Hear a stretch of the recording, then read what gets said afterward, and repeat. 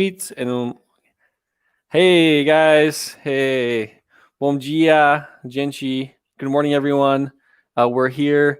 I'm in Arizona, in the United States. Estoy en Arizona, en los Estados Unidos. Liz está en el estado de Rio. Liz is in Brazil, in the Rio state. And so we're just going to talk about the elections today, give a quick recap of what's going on. Because what's happening is that there's elections in Sao Paulo, in Brazil, in the state of Sao Paulo, and the same thing is happening as what just happened in the United States like 3 weeks ago. So 2 weeks ago. So yeah, we're going to talk about that. Vamos a falar de las elecciones de Estados Unidos y también de Sao Paulo y está sucediendo lo mismo con las máquinas que están fazendo fraude com as máquinas. Muito bom. Tá bom. Bom dia, pessoal. Bom dia, Ryan. Good morning, everyone. Good morning for everybody who is watching us just right now. It's morning here in Brazil. I'm in Volta Redonda. It's a city in Rio de Janeiro state. I was in Rio de Janeiro, so because of that, I couldn't make some live with Ryan this week, but we are here just right now. And we're going to talk about not just about the election in São Paulo, but about the results around Brazil, because it was very strange, but not a big news for the real analysts. Because this phenomenon of the left flag here in Brazil, we could expect it if we were looking with the right eyes, ok? A gente vai conversar um pouco sobre as eleições, não somente em São Paulo, mas em outros estados, outras cidades também aqui do Brasil, porque esse fenômeno da esquerda conseguir chegar com força é algo que não pegou de surpresa quem estava analisando o cenário. Nós temos muitos militantes na direita, e infelizmente fazer algumas críticas às vezes faz com que o pessoal fique meio irritadinho, mas a gente precisa analisar o cenário corretamente. But before all, we are going to talk about the election in the United States, because Ryan, Facebook now is showing, okay, the results differently. It was before, you know, like Trump is not the president of the United States, Biden is the president elected, but now Facebook is showing just like this. Probably the president elected is Biden. Em português, o Facebook antes estava mostrando que o resultado da eleição norte-americana já estava consolidado, que o Biden tinha ganhado. E agora eles estão mostrando probably, né, provavelmente. Então a gente já viu uma mudança discursiva aí. What's going on, Ryan? Yeah, it's a lot's going on. So yeah, we have multiple lawsuits going on in different parts of the United States, in various states. So there's 5 main lawsuits that are going on. And so if we win, if Rudy Giuliani wins 3 of those lawsuits, then Trump will win the election. So yeah, there's a lot going on. We've got a lawsuit in Arizona that's still going on. So what's happening is the counties are deciding whether to certify the election. So for example, in Michigan, there's a county that I think they're going back and forth about whether to certify the election or not. So there's 2 Republicans and 2 Democrats on the board, or 2 Republicans who are the tiebreakers. And that's where the same thing we're doing in Maricopa County. The board will decide on Friday if they certify the election results. Então, a nível de condado, a municipalidade, eles decidem se certificam os resultados da eleição nos Estados Unidos. Então, estamos vendo isso, esperando demandas em vários estados de Rudy Giuliani, o abogado de Trump. There's also, I don't know if you guys saw this last week, and I'll share my screen in a second here, but Sidney Powell is another attorney for Trump, and she shared a sworn testimony from someone who worked with these Smartmatic voting machines in Venezuela. So I'll share my screen here in a second. Okay. All right. So we're going to look at this. Vamos a ver esto es un testimonio de una persona en Venezuela. Ella es Sidney Powell, abogada de Trump, y dice que están. I'll let Liz say that in Portuguese, but basically they're suppressing Big tech is suppressing freedom of speech. So here's the testimony, and there's 4 images, and it talks about Chavez, how Hugo Chavez used Smartmatic to win the election in 2006. En 2006, Hugo Chavez ganó la elección con esas máquinas de conteo de voto. Dominion fala de Dominion. So there's 4 images here. And también en 2017, él dice que estaba preocupado for the 2020 election results. So yeah, this is huge. This is very important. Esta es evidencia de fraude, un testimonio, depoimento juramentado. So Liz, do you want to talk about that? Yes, Ryan, please put this first part of the tweet bigger, because I'm going to translate it for everybody. Okay. What she told about this. Ok? Vamos lá. A grande empresa as grandes empresas, né, de tecnologia, Facebook, Twitter e Google, estão todas suprimindo nosso direito de liberdade para desafiar esta vergonha, essa fraude, né, na eleição norte-americana. Uhum. Quando os comunistas, né, estamos aqui pensando, quando os comunistas vão usar todos os esforços, né, a favor aí do Biden, e aí o pessoal ela coloca embaixo, leia o testemunho você mesmo, veja abaixo. Então, o que ela está colocando? Que as empresas, né, de comunicação, as citadas aí, Facebook, Google e Twitter, estão suprimindo a nossa liberdade de expressão, e a gente tem visto isso aqui no Brasil também. Quando a gente posta alguma coisa, eles colocam fake news, fact-checkers, né, disseram que isso não é verdade, ou que não condiz com a realidade. Yeah. Então, isso é muito importante para a gente estar acompanhando. For you, in United States, in Brazil, it looks like the same. When we put something on our Facebook about the election, one information that's different than the media, they use this tag on us. It's not real, it's fake news. Our fact checkers looked for this and found it's not a true information. Yeah. So we are, how can I say this? We are in some type of ditadura. I don't know how to say ditadura in English. Dictatorship. Dictatorship. Yeah. So it's very bad for us, because our free speech, our freedom of speak what we think and participate of this scenario is just being put away. So keep going, Ryan, please. Yeah. So and I think Brazil actually was suffering more of this fake news censorship longer than the U.S. So I think you guys started having more of that censorship before we did. We're just, with this election, we're seeing more of that censorship. And just 2 days ago, faz 2 días, os ejecutivos de Facebook y Twitter testificaron ante el Senado de Estados Unidos sobre eso, sobre las elecciones de 2020. Y los republicanos estaban cuestionando a Mark Zuckerberg, a Jack Dorsey, sobre esa censura de contenido de elección. So yeah, we just had, 2 days ago, we had the Senate hearing where Ted Cruz and Josh Hawley interrogated Mark Zuckerberg and Jack Dorsey. And it's surprising because, well, I guess it's not surprising. I guess we expected it. But the Democrats are asking for more censorship. So the Democrats are asking for Facebook to delete Steve Bannon's account.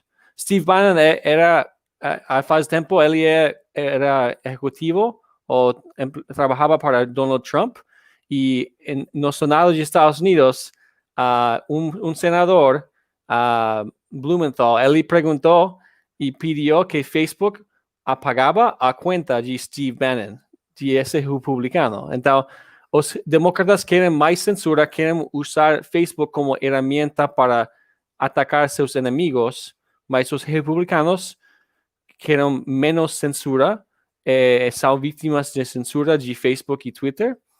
And so that's what we had on Tuesday, just 2 days ago. So we have this censorship from Twitter and Facebook.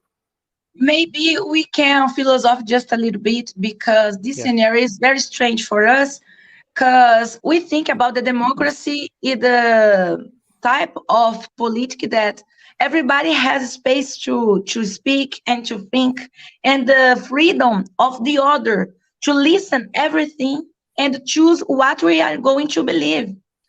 Who is the one to tell us, you have to believe in this and not in this? Where is our freedom in this scenario? So it's very strange for us listen the left part, the left flag, using this type of censorship, because they showed to the world how the defenders of the liberty, the liberty of the freedom, and now they are trying to shut up us. O que eu estou falando é que é muito estranho para a gente ver num cenário de democracia em que a liberdade ela precisa ser preservada e ela é tão exaltada. Quem somos nós para poder dizer o que você pode acreditar ou não, o que é verdade ou não?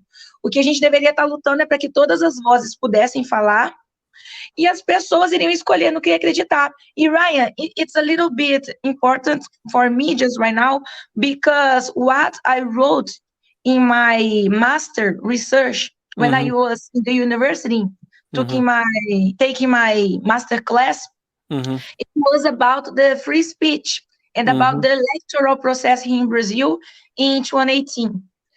And for me, it's very, very strategy.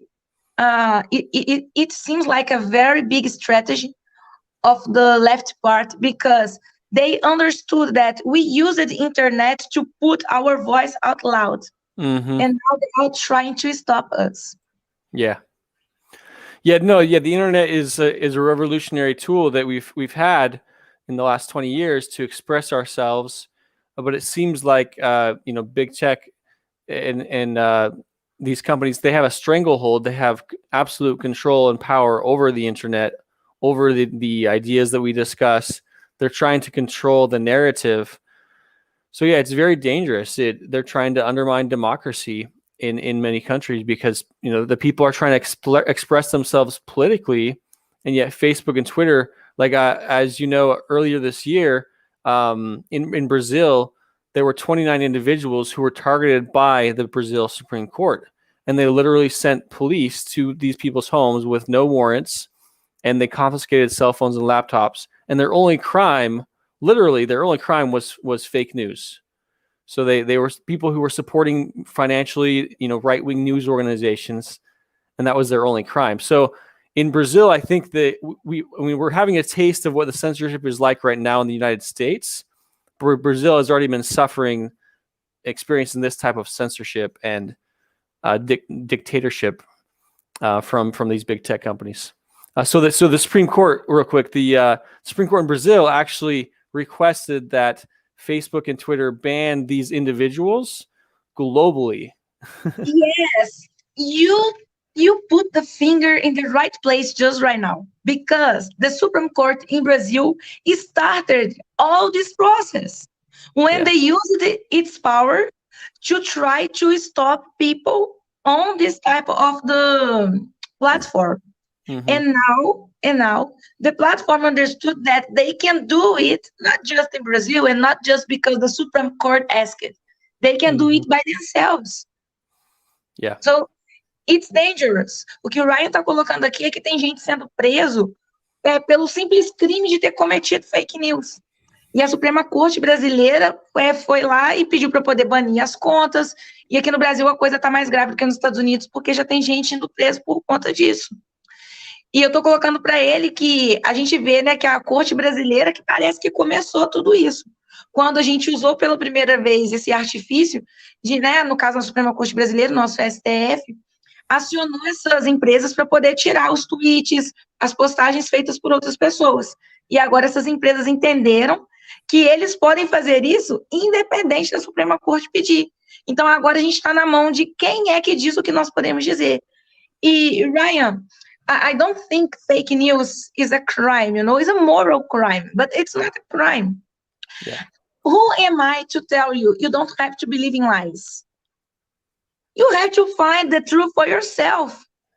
But if I tell you, that's the truth, how can you do it without know the other types of truth? Aren't the left who tell us that truth doesn't exist?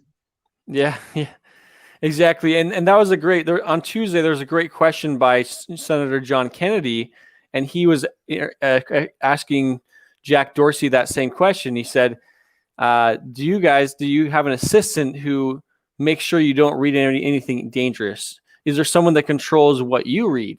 Or can you open your phone and read anything you want on the internet? And so that's the question we should be asking ourselves is who is determining what we read? So yeah, these are really important questions. And one other thing I wanted to talk about was this executive order from 2 years ago.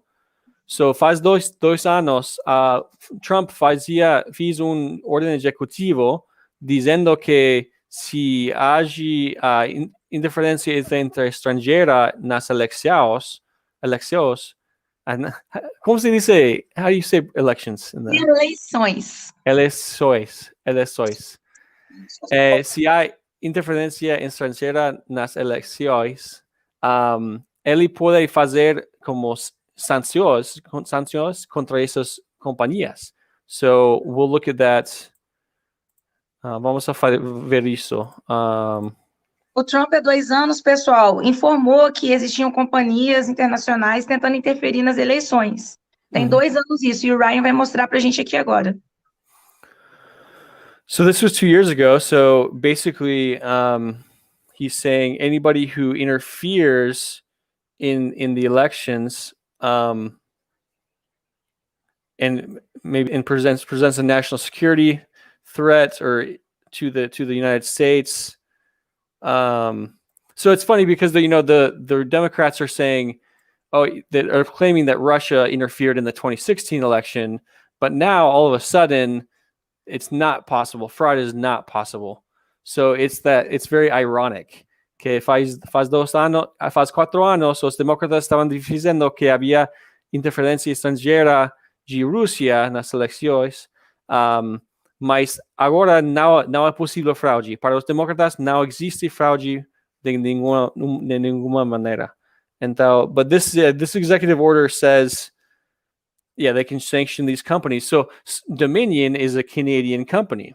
So if it can be proved that Dominion interfered or there was some fraud occurring with the voting machines and the software, then this company, Dominion, could face legal action from the United States. It's very complicated because the left acts the same way in each part of the world. In Brazil, they do the same. There is no fraud. We can't believe in the electoral devices that we use to vote. Okay. But when they lose, there is fraud. We can't agree with this type of technology we use in the elections in Brazil. Então, é a mesma coisa, a gente é do mesmo jeito. Quando é a direita que ganha, a gente, tem que aceitar os questionamentos da esquerda. Quando é a esquerda que ganha, não pode ter questionamento nenhum da parte de ninguém. E isso é no mundo todo, um modus operandi que eles têm. Inclusive, daqui a pouco, quando a gente for falar das eleições brasileiras, vai ser bem interessante a gente comentar algumas coisas estranhas que aconteceram aqui também. Então, assim, é um fenômeno mundial. It's a mundial phenomenon that we are living in this very moment about the elections around the world, Ryan. Yeah, and then the last thing I want to show you is just a video from Project Veritas from 2 days ago. So, just give me 1 second here. So in Georgia, están fazendo recontagem à mano. They're doing a hand recount, and I think a hand recount is a good way to make sure everything's going well, and make sure the recount is done properly. Because you could do a recount with the machines, but if the machines are faulty or if the machines have errors, then it doesn't make. Then having a recount doesn't make any sense. It's pointless. So, tell me if you can hear the audio. Can you hear the audio? No. Okay. Can you? Wait. Let me share screen. Hang on. O que está falando é que estão fazendo agora uma recontagem manual lá nos Estados Unidos, em Michigan, Ryan. Yeah.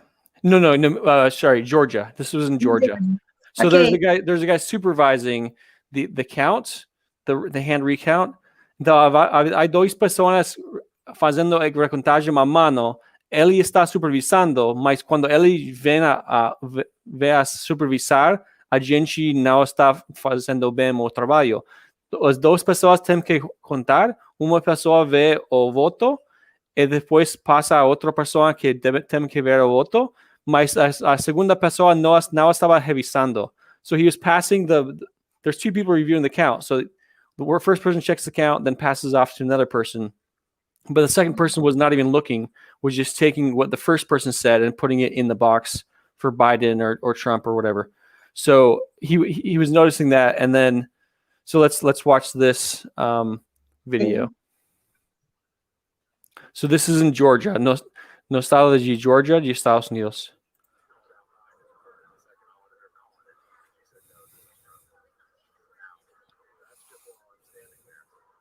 We can't listen.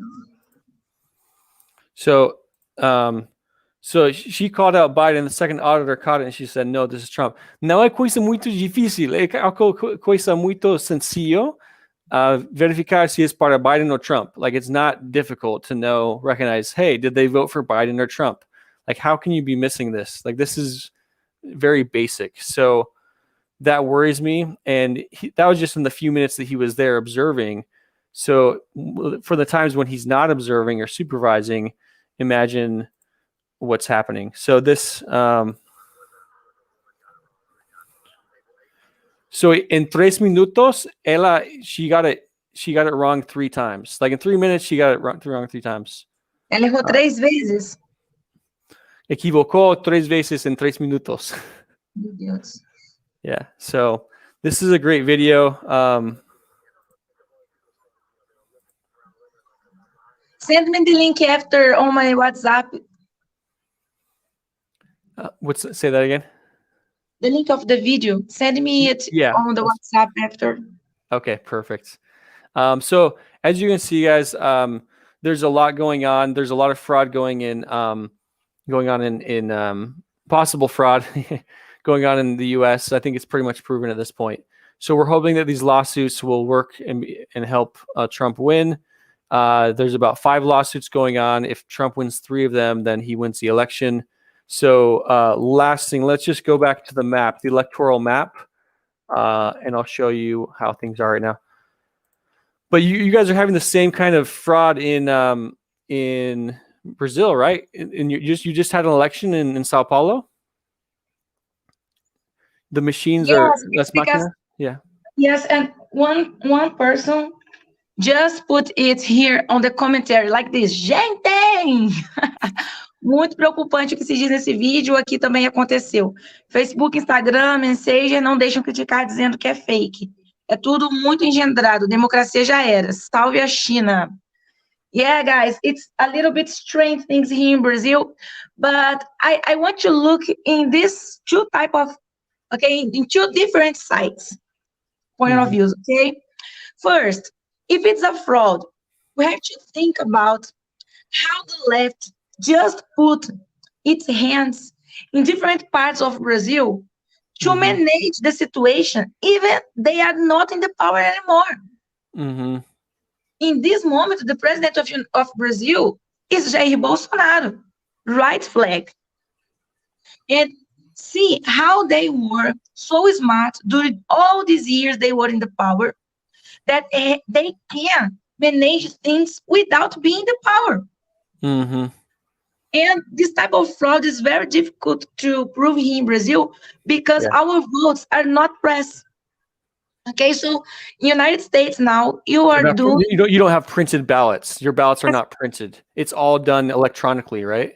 Yes. In the Venezuela's machine, it's very important to put this on the table because in this moment, United States are living this type of mess, but you are going to find some way to find the truth. But in Brazil, we have to believe in what the machine tells us. Yeah. And it's very bad for us because when I think about our representatives in the Congress, I get angry, Ryan, because they were the first interested in solving this situation. Can you imagine if I am some candidate here in Brazil, I want to see how really votes I had. I want to see it. I want to see it. Why didn't I fight for it? Yeah, that's amazing. So in Brazil, she's telling us, guys, that in Brazil they do not have physical ballots, so they can never have a hand recount. So it's all done electronically. But here in the U.S., it's a mixture of things. There's a lot. I think most counties have have a physical ballots. The majority do. Last thing here. Let's just look at this map of the election results. And we can just play around with this map and see who's actually going to win. So right now, okay, things are looking like, okay, this is how it is. Well, a few of these states are undecided. So Georgia looks like it's going to go for Trump. So let's do that. And then Pennsylvania is a big one. So, and there's a lot of lawsuits in Pennsylvania. So if we change Pennsylvania to Trump, then it's super close. So they need, precisan de 270 para ganar. They need 270 to win. So, si Trump gana Michigan, there's a lot of irregularities. Hay mucho there's many. Hay mucho errores. Yeah, in Michigan. So, if we just change Georgia's, Pennsylvania, just with Pennsylvania, Michigan, and Georgia, then Trump wins. And that's not counting Arizona. So, o mapa, si Trump gana Georgia, Pennsylvania, and Michigan, estos tres, Georgia, Pennsylvania, Michigan, con eso Trump gana con 284, solo él precisa de 270, então con eso gana.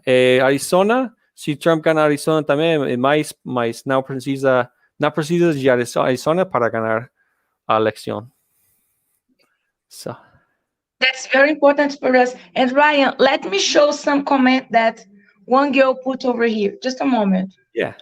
Look at this, because I think for you, United States, it's important to understand how things in Brazil are trained about the results and how to review the results in Brazil. Okay. Mm-hmm. Luciana Pinto put like this. I speak in Portuguese and try to translate it to English. Mm-hmm. Uma amiga minha também foi bloqueada porque colocou um desabafo de uma vereadora em Tocantins, que antes do apagão estava com 1.111 votos e depois tinha só 55. Mm-hmm. She's telling that one candidate here in Brazil was with 1,111 votes, and after some stop that we have in all machines in Brazil, in all accounts in Brazil, after this, she had just 55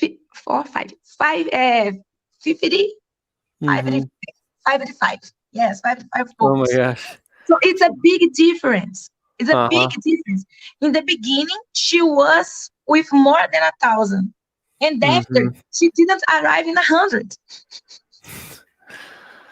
Sim, obrigado, Luciana. É algo muito impossível que ocurre isso. E vemos o mesmo aqui nos Estados Unidos, que estão cambiando os números de votos. E sim, é surpreendente isso. É cara de pau, sim. Se diz? I can say that. Is that right? Cara de pau? It's right. And it's very strange for us here in Brazil because we can't do the hand review. Yeah. A recontagem manual. It's very bad for us because we have so much insecurity in all the electoral processing in Brazil. And it's very strange about bolos in São Paulo, okay? Bolos e covas. I think the primary regret and concern we have in this election is about São Paulo. Because bolos represents the extreme left here in Brazil. The extreme left. The what? The Bows? He represents the left. Bolsonaro. No, Bolsonaro? the left. Oh, okay. No, Bowles is like... É um candidato? É um candidato? Yes, Oh, okay. He's a Bowles. candidate. He's a name. Bowles is a candidate. Yes. He's a politician. Okay. He represents the extreme left here in Brazil. Okay. He agrees with the invasion of houses. Okay. He doesn't agree with the free market. Yeah. He wants to big taxes here in Brazil. You know, his party is like PT but worse. Mm-hmm. Okay, it's like PT but worse. Yeah. And now you're living this moment, like how he could receive so much votes in this election and in São Paulo. Mm-hmm. Why in São Paulo? Because São Paulo is not a city like you think, oh, the left is big in São Paulo. Okay, they are big, okay, Yeah. because of the universities, okay, USP is there. And with all these protests and this left flag doing noisy all the time. Mm-hmm. But with this type of expression, this amount of expression, he couldn't believe on it. But as I told you, we need to look in a different side of view. Mm-hmm. Because the right here in Brazil, Ryan, we couldn't, okay, and we didn't prepare ourselves for this scenario. We were just on the internet. And the left found it, and now they are trying to put us away the internet. Yeah. But we didn't enjoy this time to use internet, to make some events, to create our institutions. We didn't use right this moment of power here in Brazil. And I think there is fraud, okay, but we need to play the game better. Okay, we need to play the game better. So in Brazil, the that's how Bolsonaro won, right? He used social media because the mainstream media would not talk about Bolsonaro. Whereas here in the US, the press, the mainstream media was talking about Trump a lot. Bom dia, galera. So ainda há tempo, Lis. Yeah. So that's the difference in Brazil. Like Bolsonaro didn't get any mainstream media coverage, whereas Trump got a lot leading up to 2016. That's all that the mainstream media would talk about. So that's the difference. But now in Brazil, you're saying that the left has learned that you guys are using social media to great effect, and now they're trying to crack down on you using social media. So that's interesting. So yeah, you guys need to come up with a different strategy, maybe. But you've been effective in going to the streets and having protests and marches in the streets and nas ruas. So yeah, that's really interesting. Foi anunciado pela equipe de Trump que esta semana fatos seriam revelados. No entanto, até agora ni vimos revelaciones. Yeah, hopefully there's more things announced. Acho que sim, vai haver mais coisas anunciadas, coisas novas de evidência de fraude. But this just an hour ago, Trump tweeted out something about fraud. Trump tweetou, falou de fraude em Michigan. How did Twitter react? Let's look at let's share screen here. And so Trump tweeted out 48 minutes ago. Faz 48 minutos, Trump tweetou isso, que há muito fraude em Detroit, uma cidade de Michigan, que por muitos anos há fraude. Twitter diz que this claim about election fraud is disputed. Como se diz isso? And how do you say that? Como se diz isso em português? This claim about election fraud is disputed. Just a second, because I had some accident here. Oh, no worries. So yeah, voter fraud. So basically, like Twitter is fact checking Donald Trump, and this is just his opinion. I mean, this is his opinion, and we do have evidence of fraud in Detroit. So temos evidencia de fraude en Detroit, porque estaban cubriendo las ventanas donde estaban contando votos, no permitían. It's like an unstoppable, okay, an unstoppable type of fraud. Yeah. Desenfreada, seria algo assim, é uma fraude que não para. Aham, exatamente. Nessa cidade, a gente não estava permitindo observadores republicanos observar o processo de contar os votos.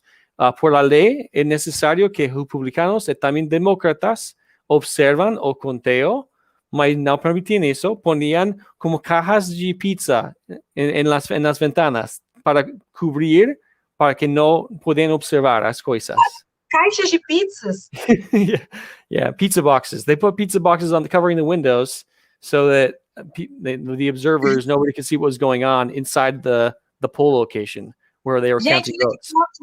olha que ponto eles chegaram. Eles colocaram caixas de pizzas nas janelas para os republicanos não conseguirem acompanhar a contagem de votos. Aí eu falo com você, ainda que não tenha algo suspeito por trás, mas quando a pessoa chega a colocar caixa de pizza na janela, ela tá querendo que a gente pense que tem algo suspeito por trás. And Ryan, when you put some pizza boxes on the window, you want us to think that something very interesting is happening and you don't want me to see it, right? Yeah. I mean, imagine using pizza boxes. Let's see if we can find the image. Yes, we have this in Brazil also. This paper box. Aqui, mira. Caraca, gente, esse pessoal é sem vergonha. Cubrindo as ventanas con coisas y... So if it's a clean process, what is the problem to let people see? You know, if it is a clean process, what's the problem? Yeah, exactly. So, anyways, I have to get going right now. Tengo que ir. Mas, gente, sigamos lutando por la libertad de expresar. Keep fighting for freedom of speech. Follow Lis Menina en Twitter y Instagram at Meninas Diretas. Sí, ¿verdad? Meninas Diretas. En Facebook también. Você está en Facebook también. Yes, we are using Facebook, Instagram, and our Twitter and YouTube. But I think it's not going to be allowed for us for much time use the Facebook because they think I am too aggressive, you know? Yeah. And it's very strange because the left speech is let's give the black girl voice. Let's give the black or girl voice. Okay, I'm using my voice. Hey, they are trying to shut up me. I don't understand what type of black girls they want to speak, you know. Maybe I'm not too black. I'm not black enough for them, you know. I don't know. But I'm here as a human, above everything, above my skin, above my social condition. I think I have my right to speak what I think. And it's very important for us, Ryan, to put our finger in the machucado. I don't know how to say this in English, but put our finger where it's needed. Yes. Because we have to dissolve the left speech with our actions, not just fighting with them. I think the right has a lot of problems because we don't know how to use correctly the space. For example, they put some Greta, for example, a teen girl with this doll face, is speaking, crying about the environment and if the right was a little bit smarter, would put some very different girl from this Greta with a different speech to fight against her. Because I would like to see the left face to try to tell, you are speaking this because you are a white boy, you know, you are racist, how they could say it. But the right still don't know how to use correctly the space. Here in Brazil, I want to finish this live just right now, but I want to tell something in English here for you, United States. In Brazil, we can't use arms, you know? We are not allowed to have guns. Guns, yeah. Not arms, sorry. Yeah. we are not allowed to have guns inside our homes. Yeah. Okay, and they speak that's because it's very dangerous. But if the right words, the right flag here in Brazil was a little bit smarter, we would use the left speech to change this law. How Mhm. is? I tell you, they speak that black woman and the wives die because of the use of guns for the part of the men's. Okay, Mhm. so let's give the right to these girls, this woman have their own guns. It's Yeah. simple. But the right people here in Brazil, in our political scenario, they don't think. They don't think. And we need to start thinking in Brazil, or we are going to see our country becomes a big Venezuela, and it's not going to be good for anybody around the world. Mhm. Because we are the place where food are produced. Mhm. We are the place where water is. Okay, Brazil is very important for the international scenario, so we have Yeah. to cooperate with each other like Ryan and me we are doing just right now. Thank you, Ryan. Yeah. Yeah. Thank you, Liz. Thank you so much for your time. I know you're very busy being an activist there in Brazil, and yeah. So thank you so much, everyone. We'll talk later. We'll do another live sometime later this week, maybe, or early next week on Twitter. Yes, and Yeah. Yes. Thank you so much, everybody. Bom dia. Tem bom dia. Ciao. onde você também, Ryan. Tchau. Bye.